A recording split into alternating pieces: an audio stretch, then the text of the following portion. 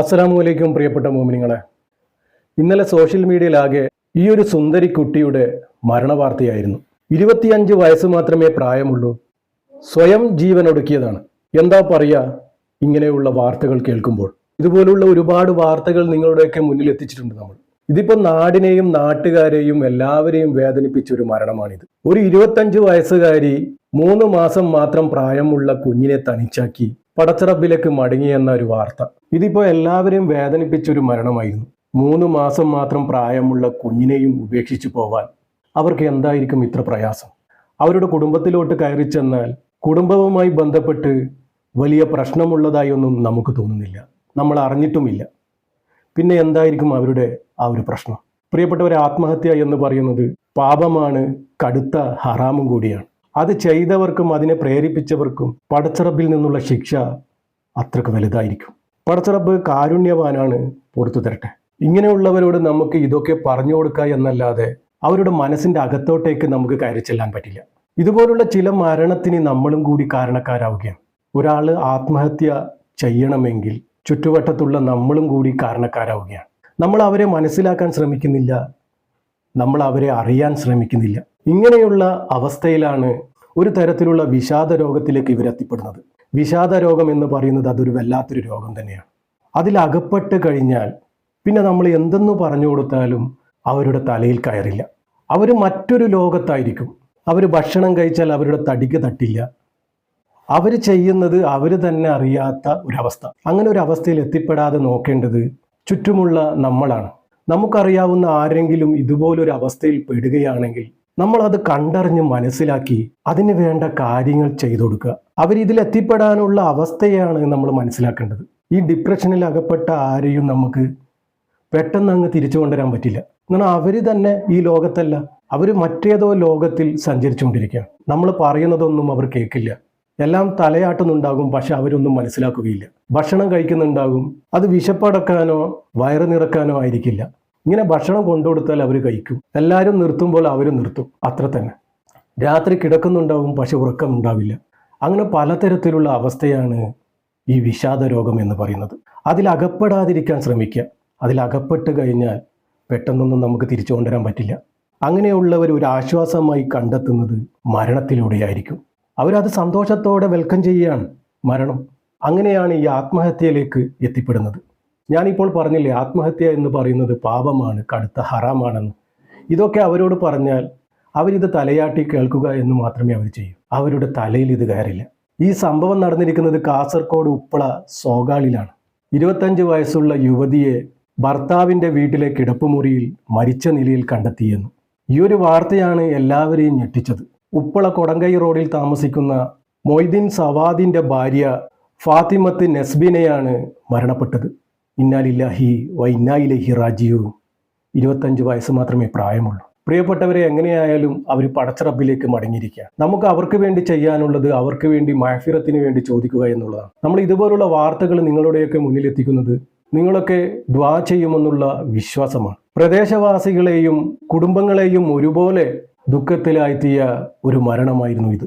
ഈ കുട്ടിയുടെ മരണം കാണുന്നത് ഇങ്ങനെയായിരുന്നു. ഈ ഒരു സംഭവവുമായി ബന്ധപ്പെട്ട് മഞ്ചേരി പോലീസ് അസ്വാഭാവിക മരണത്തിന് കേസെടുത്തിട്ടുമുണ്ട്, അന്വേഷണം ആരംഭിച്ചിട്ടുമുണ്ട്. സംഭവം നടന്നിരിക്കുന്നത് വ്യാഴാഴ്ച ഉച്ചക്ക് 2:30 നെസ്ബീന തൻ്റെ 3 മാസം മാത്രം പ്രായമുള്ള കുഞ്ഞിനോടൊപ്പമായിരുന്നു കിടപ്പുമുറിയിൽ ഉണ്ടായിരുന്നത്. അന്ന് അവിടെ ഇലക്ഷനായിരുന്നു. അങ്ങനെ കുടുംബങ്ങളൊക്കെ ഒന്നായി വോട്ട് ചെയ്യാൻ വേണ്ടി നെസ്ബീനയെ വിളിക്കാൻ പോയതായിരുന്നു. അങ്ങനെ നെസ്ബീനയെ ഒരുപാട് വിളിച്ചിട്ടും ഒരു പ്രതികരണവും കിട്ടാതായപ്പോൾ കിടപ്പുമുറിയുടെ വാതിൽ തുറന്ന് അകത്തേക്ക് കയറിയപ്പോഴാണ് ഈ ഞെട്ടിക്കുന്ന സംഭവം കണ്ടത്. ജനലിൻ്റെ ഗ്രില്ലിൽ തൂങ്ങിയ നിലയിലാണ് ഈ കുട്ടിയെ കണ്ടെത്തിയത്. ഉടനെ തന്നെ നാട്ടുകാരുടെ സഹായത്തോടെ യുവതിയെ മംഗളൂരിലെ ആശുപത്രിയിൽ എത്തിച്ചുവെങ്കിലും ജീവൻ രക്ഷിക്കാനായില്ല, മരണപ്പെട്ടുപോയി. വിവരം ലഭിച്ചതിനെ തുടർന്ന് ഉടനെ തന്നെ മഞ്ചേരിയിലെ പോലീസ് എത്തി പരിശോധനകളൊക്കെ നടത്തി തുടർ നടപടികൾ സ്വീകരിക്കുകയും ചെയ്തു. ഈ ഒരു കുട്ടി മരിക്കാനുള്ള കാരണമായി ആ ഒരു കുടുംബത്തിൽ വലിയ പ്രശ്നമുള്ളതായൊന്നും ആരും പറഞ്ഞതും കേട്ടില്ല. അവിടെയുള്ള പ്രാഥമിക വിലയിരുത്തൽ ഇങ്ങനെയായിരുന്നു. ഞാൻ ആദ്യം പറഞ്ഞത് തന്നെ, വിഷാദ രോഗം. വിഷാദ രോഗത്തിൽ അകപ്പെട്ടാണ് ഈ കുട്ടി മരണത്തിലേക്ക് എത്തിപ്പെട്ടത് എന്ന് അഭിപ്രായങ്ങളുണ്ട്. ഈ മരണവുമായി ബന്ധപ്പെട്ട് വേറെ വലിയ ദുരൂഹതകളൊന്നും അവിടെ കണ്ടിട്ടില്ല. ഏറെ സങ്കടമാകുന്നത് 25 വയസ്സ് മാത്രമേ പ്രായമുള്ളൂ. 3 മാസം പ്രായമുള്ള കുഞ്ഞും. ഇങ്ങനെയുള്ള അവസ്ഥയിൽ ഇങ്ങനെയുള്ള മക്കളെ നമ്മൾ കൂടുതലായി ശ്രദ്ധിക്കേണ്ടതുണ്ട്. ചെറിയ പ്രായമാണ്, ചിലപ്പോൾ ചില കാര്യങ്ങളൊന്നും അവർക്ക് ഉൾക്കൊള്ളാൻ സാധിക്കുകയില്ല. അവരെ നമ്മൾ കൂടുതലായി ശ്രദ്ധിക്കേണ്ടതുണ്ട്. മിക്ക ആത്മഹത്യകളും നടക്കുന്നത് ഈ വിഷാദ രോഗം പോലുള്ള അവസ്ഥയിൽ എത്തിപ്പെടുമ്പോഴാണ്. ഡിപ്രഷൻ അതൊരു വല്ലാത്തൊരു രോഗം തന്നെയാണ്. അതിലകപ്പെടാതെ ശ്രദ്ധിക്കേണ്ടത് നമ്മൾ ചുറ്റുമുള്ളവരാണ്.